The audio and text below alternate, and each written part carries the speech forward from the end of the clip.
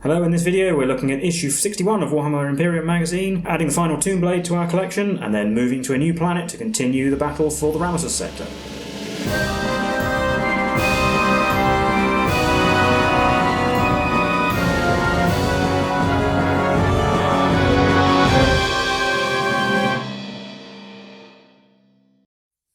Hello, I'm Will, and this is Mike with the Tabletop Donkeys. Hello. And in this video we're bringing you issue 61 of Warhammer 40,000 Imperium magazine. This issue came with the third and final Tomb Blade for the Necrons, which you can see with the rest of its unit on the battlefield if you want to skip ahead to the battle report using the timecode in the description or the chapter bars. But we'll have a quick look through the issue first. To start, we learn about the Inquisition, an organisation within the Imperium that is tasked with rooting out potential threats to the Imperium from both within and without. It's made up of Inquisitors, ruthless individuals who will do whatever is necessary to keep the Imperium safe, even in some cases including using enemy technology and powers, the so-called Radical Inquisitors, whereas others are rather more Puritan and look down on them. They have the power to condemn any world or Imperial citizen and have them dealt with accordingly.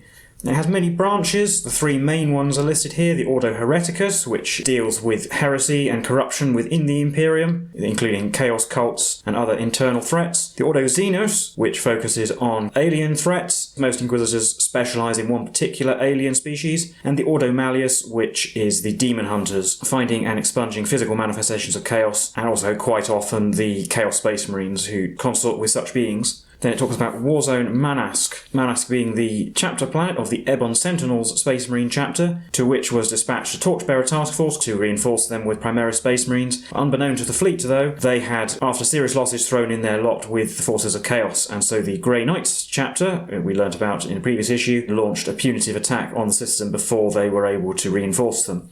So here it describes how they silenced the Atropathic Choir of the Renegade chapter and then descended on the dead world of Vengla, which actually turned out to house an ancient demonic entity which was the source of the corruption. And then there's a short story featuring the Grey Knights fighting against the demons of Nurgle. Then we have the build guide for the Tomb Blade. It's exactly the same as the previous ones, up to the point where we put the weapons on it, because this one is armed with yet another weapon, in this case the Particle Beamer, and it also does not have a special piece of war gear, just the spare part on the back. And then how to paint it, which is very similar to the one we had a couple of issues ago. So all the same stages, really, from that one. Although also with an edge highlight of Administratum Grey that we didn't have before. That's it for our issue contents. I'll now hand you over to Mike and we'll have a look at some more Necron rules before we get into our game.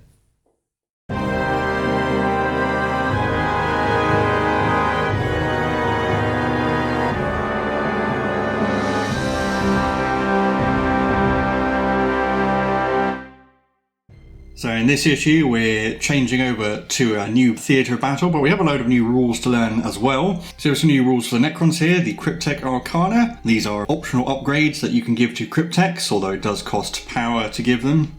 So you can see there's 4 of them, and 2 of them cost 2 and the other 2 cost 1. 1 each for each of the 3 variant Crypteks we have, and then generate one that anyone can have. So you have the counter-temporal nanomines, which the Chronomancer can have, and in your shooting phase that lets you select an enemy unit within 18 inches of the Chronomancer, and then until the start of your next turn, if that unit has any advance and charge rolls made for it halved. We have the Quantum Orb for the Plasmancer, which you can use once per battle, and in your command phase you select a point on the battlefield within 24 inches of the bearer, and you place a marker on that point, and then at the start of your next command phase, you roll a d6 for each unit within 6 of the centre of that marker. You subtract 1 from the result if you're rolling for a character. Then on a 4 or a 5, that unit suffers d3 mortal wounds, and on a 6, that unit suffers 3 mortal wounds. And then the marker is removed. There's the Photonic Transsubjector, which is the generic one, which means that once per turn, the first time a saving throw is failed for the bearer, the damage characteristic of the attack is reduced to 0, so it's a nice durability upgrade. And then the Failsafe Overcharger, which is with the Technomancer. In your command phase, you can select 1 friendly Canoptek unit within 9 inches of the Technomancer, and until the start of your next command phase, you add 1 to the attack's characteristic of models in that unit, unless it's a monster or a vehicle, in which case you add d3. And then we have tutorials here for this Failsafe Overcharger, so you can see that the Canoptek Wraiths and also the Scarabs as well actually would get +1 attack per model, whereas the Spider is a monster, so it gets d3. Then the Quantum Orb there, showing the aggressors getting hit by the explosion. And then we have some new rules for the Adepta Sororitas, the Blessings of the Faithful. Similar to the Cryptek Arkana, these are upgrades for the Canoness. So you can give the Canoness one of these at the start of the game, again paying power. So 2 of them cost 2 and then one of them only costs 1. But each one of these has a permanent effect and then a miraculous ability. And to activate the miraculous ability, you have to discard a miracle dice. And then the value of the discarded miracle dice determines the range of the miraculous ability. Discarding a 1 only gives you a 1-inch range, a 6 gives you a 6-inch range, and then a 2 to 5 gives you a 3-inch range. Each miraculous ability can only be activated once per game. For our 3 blessings, we have Word of the Emperor. All the time at the start of the fight phase, you can select one enemy unit within 3 inches of the Canoness, and that unit is not eligible to fight until all eligible units from your army have done so they have to wait until you're entirely finished. Then the miraculous ability is while an enemy unit is within miracle range of this model, each time a model in a friendly Martyred Lady core or character unit makes a melee attack against that enemy unit, invulnerable saving throws cannot be made against that attack. We have Blinding Radiance. Each time a ranged attack is made against the Canoness, you subtract 1 from that attack's wound roll. And the miraculous ability, Martyred Lady core or character units within miracle range, enemy units have -1 to hit those units. And then the Emperor's Grace, where at the start of each of your command phases, the Canoness regains D3 lost wounds. And then the miraculous ability, again affecting Martyred Lady core or character units while they're within miracle range of the Canoness. Each time an attack is made against that unit, your opponent cannot re-roll the hit roll, damage roll, or wound roll. So you can see here some examples for the Word of the Emperor and the Emperor's Grace. So with Word of the Emperor, the Wraiths are charging the Canoness, but even though they charged, they cannot fight until the Canoness has finished fighting. And then the Emperor's Grace, the Destroyer Lord can't re-roll his wound rolls of 1 from his Destroyer ability. And here we have rules on Battle-Forged armies. This term has come up before, but now we're getting some official rules in it. Basically, a Battle-Forged army is an army that's where all of its units are organised into detachments. And an army that doesn't follow that rule is considered unbound. Basically, unbound armies don't get any command points. There'll be more on detachments in a second, but you do have to spend command points to take detachments, and then any excess are available to use on stratagems. And also, a Battle-Forged army gains a command point every turn. And also up to this point, we've started games with 3 command points regardless of the size, but from now on the number of command points we start with depends on the power level of the game. So 25 power we get 3 command points, 50 power you get 6, and 75 you get 12. There's also this fold-out which contains the details of the Veteran Mission Pack, which represents the Imperium's invasion of Kjalma's skull, the site of another Necron tomb which has begun reawakening, and also seems to be where the Necrons are building their special warp dampening pylons to finish their nefarious plans for the sector. You notice that the Necrons have been attempting to distract the Imperium by invading the other planets of the system, but they've been discovered now. We have a little bit of background again on the 3 forces of the Imperium making up the task force invading the planet. And we actually have some detachments here. We have a 25 power detachment and a 50 power detachment. But if you're a frequent 40k player, you'll probably notice that these are basically patrol and battalion detachments. And you can see that there's different boxes representing units, and the red ones are units that you have to take to be considered a legal detachment, but then the rest of them are optional. And a little reminder here about power and battlefield role, and sort of various symbols they represent. But the 25 power detachment, you have 1 compulsory HQ and then 1 optional HQ and 1 compulsory troops, and then you can have any number of other units. Costs 2 command points to take it, but you get 2 command points if your warlord is part of the detachment. And then the 50 plus power detachment has 2 compulsory HQ and 2 extra HQ and 3 compulsory troops, and then there are limits on the other units. And costs 3 to take, but you get 3 back if your warlord is part of the detachment. It also notes here that in veteran missions, all armies must be formed into detachments, so you basically have to take a Battle-Forged army. And here we have the veteran mission rules. So this is pretty similar to initiate missions. Gives you a vague idea of how long battles will take based on their power up there. Basically every 25 power equals up to an hour of game time. Mustering armies is exactly the same. As long as your army contains 1 faction keyword, i.e. Imperium or Necron, you benefit from any faction-specific rules, so acts of faith, doctrine imperatives and so on. Somewhere in here as well it says that you're not allowed to take under-strength units. We have the Inspiring Leader Warlord trait available. As is in the magazine, we have the number of command points you get for army power, but also notice if you're playing a 100 power game, you get 18 command points to begin with. You roll off to determine attacker and defender, and the defender gets to choose the deployment zone, and also begins deploying a unit first. One slight change to the process of declaring reserves is that you do actually have to pay command points to do so, which was the case in initiate missions. And also notice that any reinforcement units can never arrive on the first battle round, so no dropping things in the first turn. It has a note here about resolving pre-battle abilities. Basically, both sides have a pre-battle ability, you roll off to decide the order. And there's also in the deployment army sections what to do if you have a unit that doesn't actually fit entirely in your deployment zone. Basically, you just put it up against the board edge, and then in the first turn it can't really do anything except fight in melee. And we also have some stratagems that are available to both players here. So we have the three we had up to this point: command, reroll, fire, overwatch, and counter-offensive, so I won't go over those. We also have insane bravery here, which costs 2 command points, and you can use this once per game before you have to take a morale test for a unit in your army, and then that test is automatically passed, and you don't roll any dice. And here we also have the secondary objectives that are available, and these are exactly the same as the previous 4 we've had up to this point. And we have an example of a battle-forged army here. So you can see at the bottom there is the 50 plus power detachment, and you can see that this battle-forged army contains 2 HQ choices and 3 troops choices. That's the minimum you need, and then a number of fast attack and elite units and another HQ choice as well. It does say it costs 2 command points here in the tutorial, but it should actually be 3. But if your warlord is part of the detachment, you get plus 3 command points, so it's essentially free. Now we can finally get into today's games. We have the background here. Effectively a new front in the battle for the system is opening up on Kjalma's skull, where the Imperium has detected some Necron activity around an abandoned research facility. The Imperium is dispatching forces to secure a beachhead. Obviously the Necrons are going to try and stop the Imperium getting a foothold on their stronghold in the system. And now we have our first veteran mission, Establish Control, which is a 25 power game where a Necron patrol has encountered initial Imperial forces. So you can see the battle map down there is just using the map from issue 58. So we're using the pre-printed terrain side with the ruins and the hematop reactor. And there are 2 objectives, sort of 3 inches from the center vertical line and then 5 inches from the board edges. And we have a 3-inch deployment zone either side. There's one primary objective, which is Take and Hold, where you get 5 victory points if you control one objective marker, and then another 5 if you control both objective markers, for a maximum of 10 per turn. But that can't be scored in the first battle round. We also choose a secondary objective each, but we also have an additional secondary objective, which is Infiltration, where at the end of the game you score 3 victory points if you have at least 1 unit hoy within your opponent's deployment zone.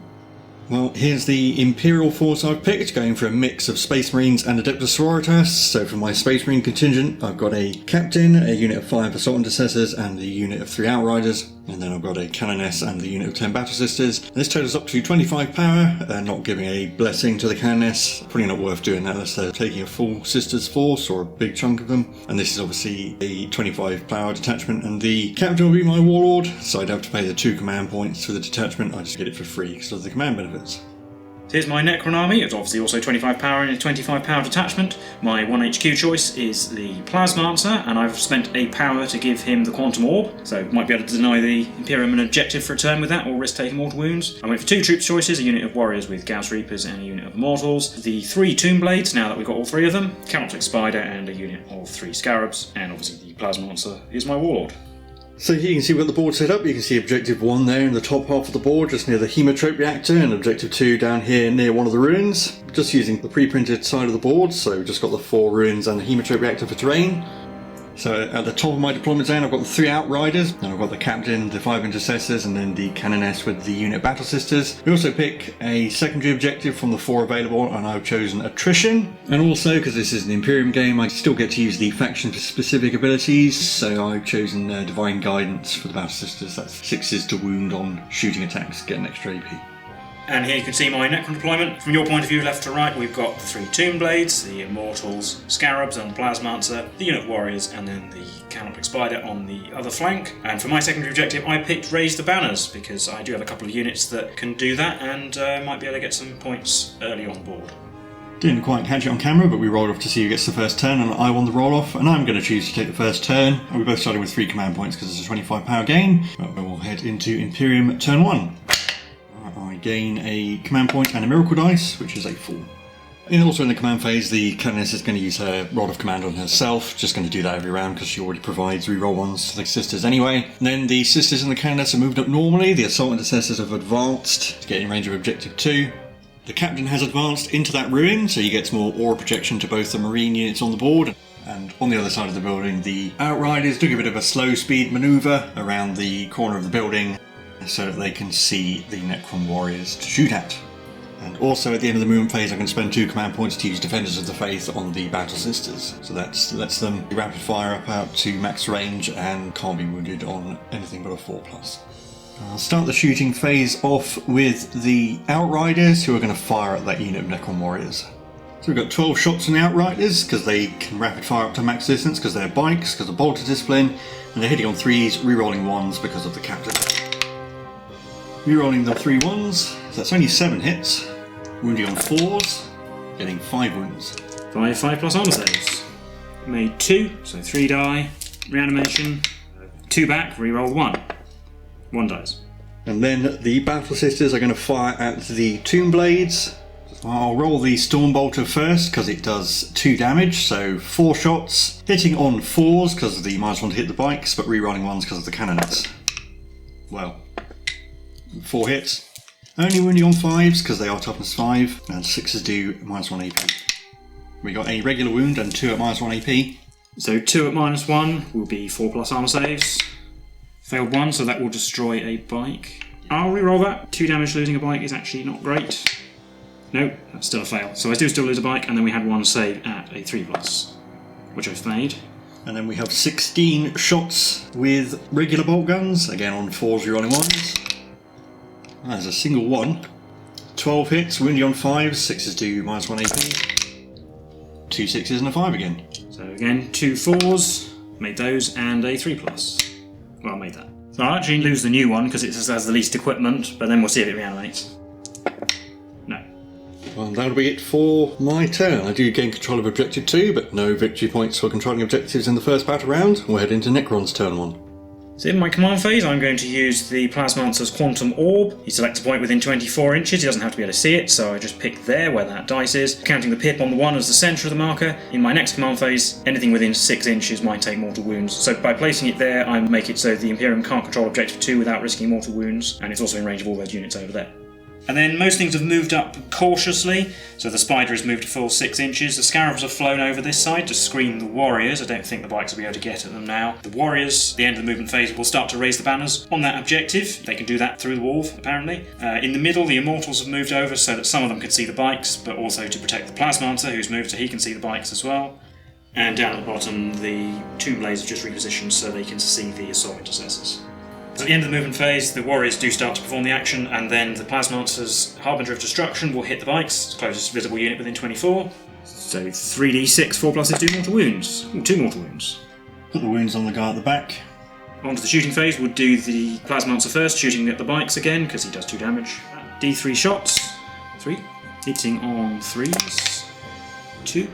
Spend a command point for techno-oracular targeting, so we've got 1 auto wound and another on 3 plus. No. 6. No. The Immortals will shoot at the bikes as well. The front one is within 15, but only 3 can see in total, so it's only 4 shots, hitting on 3s. 3 hits. Wounding on 4s, 0. The Tomb Blades are going to shoot the Assault Intercessors. Start with the Twin Gauss, 4 shots hitting on 3s. 2 hits. Wounding on 3s, 1, hitting on 2. 5 plus armour, no. Then the Twin Tesla, 4 shots hitting on 3s, 6s are 2 additional hits. Just the 2 hits. Wounding on 3s. Just the 1. No AP. 3 plus. Yes, so an Assault Intercessor takes a wound. And finally the Spider, which will shoot the bikes. So 12 shots on 4s. 5 hits, wounding on 4s. 4 wounds. 3 plus armour. Failed 1. And in the charge phase, the Spider will attempt to charge. It's quite long, but it's not much really anything to lose. He needs a 9. No, a 7. I won't reroll that. At the end of the turn, my banner is raised, so we'll put that marker on it to represent that. And that's it for battle round 1. Again, no victory points being scored yet, so we're on to battle round 2. Gaining another command point up to 3 and another miracle dice, which is a 2. Also, at the end of my command phase, I'll be gaining 5 victory points for holding an objective. In the movement phase, the bikes are coming round into the middle of the board, and the Assault Intercessors moving through the ruin as well. They are in the blast radius for the Quantum Orb, but hopefully they'll be out of it by the time the charge phase is over. Captain's following up. Well, over here, the Canoness is going to bravely stand in the blast radius of the Quantum Orb to hold Objective 2. The Battle Sisters are moving out of the blast radius, but also getting as many shots as possible onto the Tomb Blades. So in the shooting phase, I think we'll start with the Canoness. She's just going to fire her plasma pistol at the bikes, just a single shot, not supercharged. 1 shot hitting on a 3. Hits. And wounds on a 3. It wounds. 6 plus save on the not shielded one. Nope, takes the damage. Now I'll do the Battle Sisters, and the Flamethrower is in range, so I'll start with that. D6 automatic hits, 1. I will spend a command point to re-roll that number of shots into a 5, that's much better. Strength 5, so wounding on 4s, getting 3 regular wounds. 3+ saves. Yeah, so the damage one goes down. The Storm Bolter is within 12, so I'll do that next, and all the regular bolters are just out of 12. 4 Storm Bolter shots on 4 rerolling 1s, getting only 2 hits this time. Wounding on 5s, getting a single wound. With a 3+ save, which I failed. It's going to wipe out the Tomb Blades. Yep. And a Battle Sister squad has destroyed an enemy unit, so I get a Miracle Dice. It's a 2. Next I'll do the bikes. I'm going to shoot at the Immortals. 8 shots on 3 rerolling 1s. Reroll the 1. 5 hits, wounding on 5s. 2 wounds, APRs 1. One guy actually has his foot in cover, so he'll take a 3+. And another one, he's alive. I've got the Assault Intercessors next, and they'll put all of their shots into the Immortals as well. I'm not going to supercharge the Plasma. Black Dice is the Plasma Pistol. These hits on 3s, rerolling 1s. Reroll those 2 1s. So they all hit. Black Dice wounds on a 3, and the rest wound on 5s. Oh, only the Plasma wounded. So 5+ saves has to be on the same guy. Oh, he lives. The Captain is in range with the Immortals as well, so he'll shoot at them as well, not supercharging. 1 shot on a 2. Hits. Wounds on a 3. Does not. Now we're on to the charge phase. I'll do the bikes first. They probably have to charge both the Immortals and the Warriors. And I think the Immortals will spend a command point to Overwatch. 10 shots hitting on 6s. I've got 1. Wounds on a 4. No. And their charge distance is a 3. Very odd charge. 3 is just enough to get the guy in front in range of both the Immortals and the Warriors, but the Sergeant is going to have to stay behind a little bit, so leave a gap for the Assault Intercessors to charge. And the Assault Intercessors are going to charge the Scarabs and the Warriors, because the Scarabs are on the roof, so they will have to charge them to get into range of the Warriors. And the Scarabs will set to defend, because they are wholly within the terrain, the Warriors are not. Charge roll for the Assault Intercessors is an 8. It's going to be enough to get them in. So one of the Assault Intercessors has actually had to charge through the building and out the other side, so that the 3 behind him can stand in the building to fight the Warriors. So that's the chap you see here, and then the Wounded Man bringing up the rear has just got enough movement to not get in the way of the Outrider Sergeant. Yeah, that'll be it for charges, don't think the Captain can actually get in, and I will do the Outriders first. At the start of the fight phase, actually, the Plasma Monster's aura goes off, so both of the Spaceman units are within 6. On a 4+ on the Outriders, they do take a mortal wound, and the Assault Intercessors do not. So Sarge is going to drive forward a little bit, and this guy will drive forward to engage the Immortals, but he'll fight the Warriors, and then Sarge is within half an inch of him, so he can fight the Warriors as well. 13 attacks from the Outriders on 3s, rerolling 1s, rerolling 2 1s, and that's 11 hits, wounding on 4s. 6. 6 5+ saves. Made 4. Do they reanimate the 2 that died? 1 does. So 2 actually died off the back, and I brought 1 back over here, but in the charge phase actually my marker disappeared off objective 1 as well because the Imperium controlled it. And then I have the Assault Intercessors to go. Assault Intercessors are going to put all of their attacks into the Warriors, so 21 attacks hitting on 3s, rerolling 1s. 5 1s to reroll. 17 hits, wounding on 4s. 7 wounds with a 5+ save. I only made 2 this time, so 5 die. Reanimation gets only 1 back. So consolidation with the Assault Intercessors gets 2 more into the building, including the Wounded Man. And I will do the Scarabs first. They're going to put all their attacks on the Assault Intercessors. 12 attacks hitting on 3s, because they set to defend, 6s automatically wound. Wounds on 6 hits, which wound on 5s. Woof. Oh, 5 wounds, so 8 total. 8 3+. Failed 2. I do the Warriors on the Assault Intercessors, 4 attacks on 3s. They will hit, wounding on 4s, 2. 2 3+ again. Oh, failed 1. Yeah, I will actually reroll that. Into a success. And then the Immortals have just piled in a bit, and they all their attacks on the Outriders. 10 attacks on 3s. 8 hits, 5s, 4. 3+ armour. Failed 1. That's it for all the fighting. But we actually have something to do in the morale phase. The Warriors lost 5 this turn, so... On a 6 they'll fail, they're not within 6 of the Warlord. No, they're good. The Necrons do manage to maintain control of the objective though, as we head into Necrons turn 2. In my command phase I gain a command point, and the Quantum Orb goes off, and it will hit only the Canoness. On a 5+, she will take mortal wounds because she's character, so subtract 1 from the roll. No. In the movement, the Immortals have fallen back into this building, the Plasma Monster has followed them. The Scarabs flew out of a melee with the Assault Intercessors through some walls, and ended up over here, getting to within objective 2 range. And over this side, the Warriors have fallen back out of melee, although they're still maintaining some of them in range of the objective, and the Spider has moved to there, because it needs to do stuff. Can't do the action because both my infantry units fell back, so the Plasma Monster's Harbinger of Destruction will hit the bike. On 4s. Yeah, it dies. So One more to win. finish off the wounded bike, leaving just the Sergeant. The Spider can shoot at the Assault Intercessors. 12 shots on 4s, 8 hits wounding on 3s, 7. Wounded man's outside cover. So 3+ save, he's alive, dies, and then 5 2+ saves for the guys indoors. One of them takes a wound. And now we've got the Plasmancer who will shoot those assault intercessors as well. Shots. 1. It's on 3. Yes. Wounds on 3. No. Yeah, I think I need to command point that. We're at that point in the game. That's a wound. 4+ armour. Failed. On to the charge phase. The spider will charge both the Outrider Sergeant and the 2 assault intercessors who are in the building, so you can't see them. 2 assault intercessors will set to defend. And the charge is a 2. That's going to fail. Which is going to fail, so we have to re-roll that with my last command point. And 11. That's my only charge, so he'll fight the assault intercessors through the wall. And I'm going to spend my last command point for transhuman physiology. 5 attacks on 4s. Well, hit 3 times. Wounds on 4s because of transhuman. 2 wounds anyway. 6 armour. No. 2 assault intercessors are dead. Right, then we've got 5 return attacks for the Outrider Sergeant. On 3s, you're rolling 1s. Roll 1, getting 4, 5s. Like top of 8 or something. 1 wound. 4+ save. Oh, it takes damage. And that is the end of the turn. And at the end of the battle round, where I've destroyed 1 unit and the Necrons have destroyed 1 unit, so I don't get any points for attrition. Into Imperium turn 3. Getting a command point and a miracle dice. Miracle dice is a 3. Not gaining any victory points because I won't control objective 2. Alright, in my movement phase, the captain's going to move up to face off against the spider, while the Outrider Sergeant's going to scooch a bit. And then down here, the Battle Sisters are going to come over to deal with these scarabs, getting as many back onto the objective, with the Canoness being an inch away as well. And I will start the shooting phase with the Canoness, and she's going to throw a crack grenade at the scarabs. It hits on a 2, rolling 1s. It hits. I'm actually going to spend a miracle dice to make sure that wounds get used at one of those 2s. And a 6 to save because they're in cover. Nope. D3 damage. 3. Then the Battle Sisters will shoot at them as well. One of the bolt gunners will throw a crack grenade, but I'll do the flamer first because there is a scarab on 1 wound. D6 automatic hits for 2. 3s. 2 wounds, 1 with AP -1.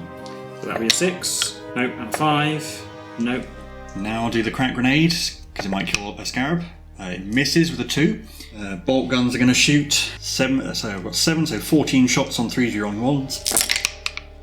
We roll 1s. 12 hits wounding on 3s. 2 with AP -1 and 5 at AP nothing. So 2 6s. Nope. And 5 5s. No, that's enough to kill them all. And I gain a miracle dice for destroying the scarabs, which is a 6. I've only got the captain left to shoot, so he is going to throw a crack grenade at the spider. Hits on a 2. It does. Wounds on a 4. Does not. In the charge phase, the captain will charge the spider as well. I'll roll to see if I can get him anywhere interesting. Well, I got a 1 in the box and a 1 outside of the box, so I think I'll take that as a sign. He'll get into base contact with the spider so it can't pile into the Outrider Sergeant. And then we've got 6 attacks because we charge, hitting on 2s, getting 5, wounding on 5s because it's quite a beefy thing. 2. 6s to save. Nope, it's down to 1 wound. But it gets to hit back. Yeah, I will spend for transhuman physiology. And then 5 attacks on 4s. And just 1. Wounds on a 4. No. And that is my turn. On to Necron's turn 3. The Immortals have moved out of their building. We're going to have to try and take the fight to everything. And the Plasmancer you might just be able to see is inside the building, where he can see the bike through the window there. And at the top, the Warriors have just all moved to their in range of the objective, and the Spider has fallen back from the Captain over to here. And also, at the end of the command phase, the Necrons did gain 5 victory points for holding objective 1. And then Harbinger of Destruction will hit the Bike Sergeant. He takes 2 mortal wounds. Down to 2. Then the Plasmancer will try and finish off the Biker Sergeant. D3 shots with his stick. 2. Hitting on 3s. Just 1. Will roll... No, failed to wound. No, I won't re-roll the wound. The Warriors will shoot at the Biker Sergeant. 8 shots on 3s. 4. Wounding on 4s. Well, 1. 5 plus armour. No, down to 1. And the Mortals are going to shoot at the Captain. And I'll spend my command point for Relentless Onslaught, so it gets extra hits on 6s to hit. 3s. 3 misses, but 2 6s, so 9 hits overall. Wounding on 3s. And 5 wounds. 4 plus armour save. 4 plus multiple saves. I only made 1. I think he's down to 2 wounds. Then in the charge phase, the Immortals will charge the Outrider Sergeant. 5 should be enough. So they finish there. No more charges. Captain was within 3, but he can't actually get within range to fight anything because he hasn't got enough movement to get up onto the pipe, and I don't think you can actually stand on that part of the hematite reactor either, so Then the Immortals get to fight the Outrider Sergeant. Plasma Monster's aura goes off first though, 4+. No. So the Immortals will have to try and hit him. They piled in a bit. 10 attacks on 3s. 6. Wounding on 5s. 1. 3+. Phew. That is important. I might get victory points for attrition now, but Sarge gets to strike back. 5 attacks on 3s, you're rolling 1s. You're only getting 3. And 5s, getting 1. 4. No. Reanimation. No. So we'll lose that mortal. And at the end of the battle round, I've destroyed 1 enemy unit, and I haven't lost any, so I gain 4 victory points for attrition, go up to 9. On to Imperium turn 4. And I gain another 5 for holding objective 2, so I'll be at 14 at the end of my command phase. And I gain a command point and a miracle dice, which is a 3. In my movement phase, the Outrider Sergeant has fallen back from the Immortals around the building to go near Objective 2. Battle Sisters are moving out into the street so they can do some shooting at things, with the Canoness coming with them, and the Captain's going to stay where he is up there. So with shooting, I'll do the Captain first. He'll throw a crack grenade at the Spider. Hits on a 2. Missed. Do the Battle Sisters next, because some of them can only see this Immortal on the end. So they can all see an Immortal apart from these 2 in the building. One of the Bolt Gunners will throw a crack grenade as well. So Flamer, D6 automatic hits for 6. Wounding on 4s. 3 with AP -1 and 2 regular wounds. 3 4s, 2 3s. So 2 dead so far. I'll do the crack grenade. It hits. Wounds on a 3. It wounds. AP -1. 4. No, 1 left. Do all the bolt weapons together, because the Stormbolter's extra damage doesn't matter. So 14 shots hitting on 3s, rolling 1s. Rerolling the 1s. 12. Wounding on the 5s. 2 at AP 0. 2 3+ saves. Oh, he's dead. Now the Canoness is in range of the Warriors, just about, so she'll fire her plasma pistol at 1, not going to supercharge. So single shot hitting on the 2. Not rerolling 1s, but it hits. Wounds on a 3. I wounded. Does it come back? Rerolling 1s. Nope. And that's all my shooting, so in the charge phase, the Captain will charge the 3 Warriors, and the Canoness will charge the Plasmancer. Who was that to defend? I'll roll for the Captain. 5. I'll put him in the building, so he only fights the Warriors. I'll do the Canoness first. She might take a mortal wound, so will the Sisters as well. 4 for the Canoness. Yes. 4 for the Battle Sisters. Yes. This one, because she's further from the objective, Canoness will take a wound. I also gain a miracle dice for destroying the Immortals. Just remember that now, which is a 5. Canoness has 4 attacks, hitting on 2s, you're rolling 1s. Roll that 1. They all hit. So 4s to wound. I will spend a 4 to ensure one of those is a wound. 3 wounding on 4s. Gonna try and kill him. No! Not quite. He's down to 1 wound. And then the Captain in the building. 6 attacks on the Captain on 2s. 5 and 3s. No. 1 left, so did the 2 come back? Rerolling 1s. 1 comes back. So, do the Warriors fighting back first. 2 attacks, they both miss. And the Plasmonster has 1 attack hitting on a 3. He also misses. And the Plasmonster will actually consolidate through the wall as well, so that he can see her for Harbinger of Destruction next turn. Now we're into Necron's turn 4. Well, I gained 5 victory points, going up to 15, holding objective 1. The Plasmonster has to stay in melee or his Harbinger of Destruction won't go off. The Warriors have just fallen back to get a bit of cover, and the Spider has moved to assault the Captain. We've got Harbinger of Destruction first off. On 4s, that Canoness 6 a wound. Down to 3. Spider is going to shoot at the Outrider Sergeant. So 4s. 7 hits wounding on 4s. 2. 3+ armour. He's alive. Spider will charge, I will roll it. Yeah. Fight the Captain on 4s. It only hit once, so it can technically kill him. Wounds on a 2. That's a wound. 4+ invulnerable. No, he's dead. Should have saved my reroll. Oh well. But then the Canoness might be able to kill the Plasmonster. So Canoness has 4 attacks on the Plasmonster, hitting on 2s. Rerolling 1s. I'll reroll the 2 1s. 4 hits. I will use a miracle dice to guarantee that one of them is a wound. Can I get 1 4+? Yes. Yeah, there we go. But I'm going to spend my command point for Resurrection Protocols. On a 4+, he comes back. No. The Canoness will consolidate towards the Necrons. And then at the end of the battle round, I've killed 2 units. to the Necrons 1, so I get attrition, bringing me up to 18 victory points. And I think at this point, I can get a maximum of 5 more at 23, and I think the Necrons can only get a maximum of 5 more. And it's my turn next, so I could potentially deny you the objective as well. Yeah, you can probably get attrition as well easily. Yes, I will concede because, there's just no way I can actually get enough victory points at this point, not being able to take objective 2. So we'll call that an Imperial victory. Very close though, we'll recap that for you now.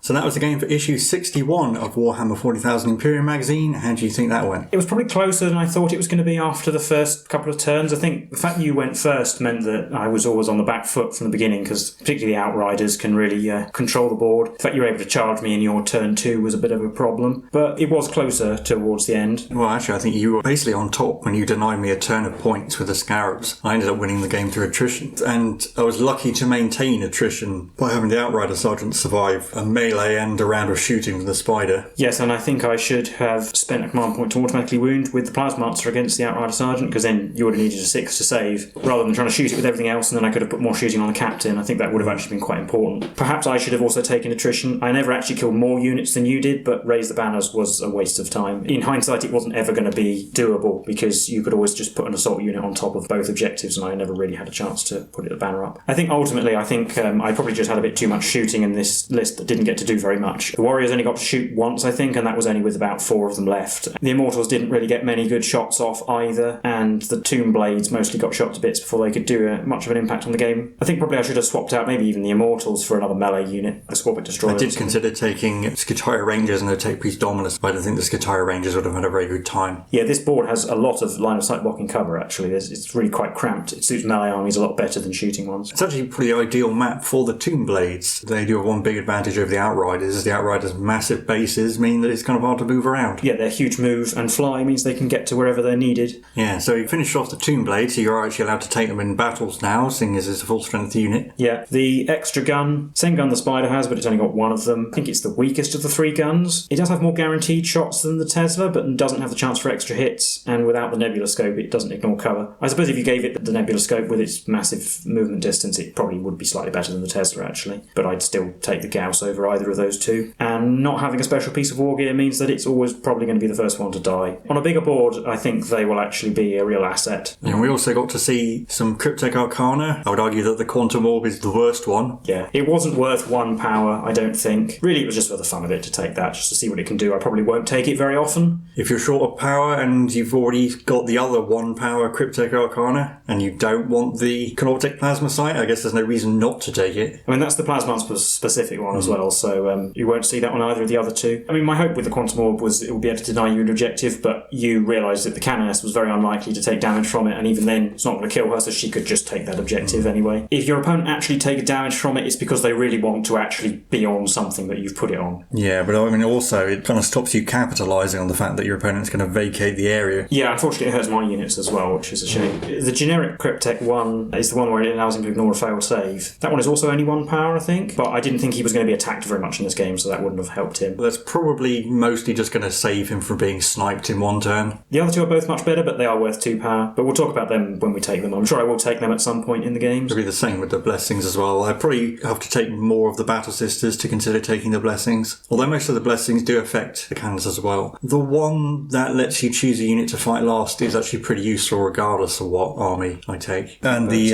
one that stops enemies taking invulnerable saves as well, actually. Yeah. Got the new mission pack. I guess it's probably more like regular missions than the Initiate missions were. Or it's more like matched play, I suppose I should say, seeing as you're required to take battle-forged armies and not allowed to bring in reinforcements on the first turn. That's more of a matched play thing as opposed to narrative play. And the detachments we get are very similar, as I said, to the patrol and battalion detachments, just with no upper limits on units other than HQ choices. So it shouldn't be too hard to adapt. And we don't really get too many of each unit type with the collection anyway, so you probably wouldn't actually be hitting those limits. Yeah, it's normally like 3 fast attack or heavy support, but we don't get that many anyway. Nor will there be many instances where we will be taking multiple detachments and having to pay command points for them, unless you wanted to bring more than 3 characters or 4 characters. 4 characters for the 50 plus power detachments. Yeah, I suppose it's good that it gives you you a taste of what it would be like to use the detachments in the main rulebook. I mean, probably a lot of the armies we played with in previous games were probably battle-forged anyway, so it's not as if it's anything different, just doing it on your own. Yeah, and the new narrative, getting some vengeance for Electia, going to attack the Necron world on Kjalma's skull. Bit confused as to why the Imperium doesn't just flatten it from orbit, because there only seems to be an abandoned research base on there, so nothing too important. Don't know why we're not doing an exterminatus. Maybe there's just aren't enough Imperial ships in the sector. Yeah. Or I guess maybe the Necrons are too far underground. Yeah, but it's the classic Necron doomsday machine, and they were tracking other planets to try and divert attention away, so probably setting us up for a final showdown on the planet, except it won't really be the final showdown because there's an extra 10 bonus issues to come, which will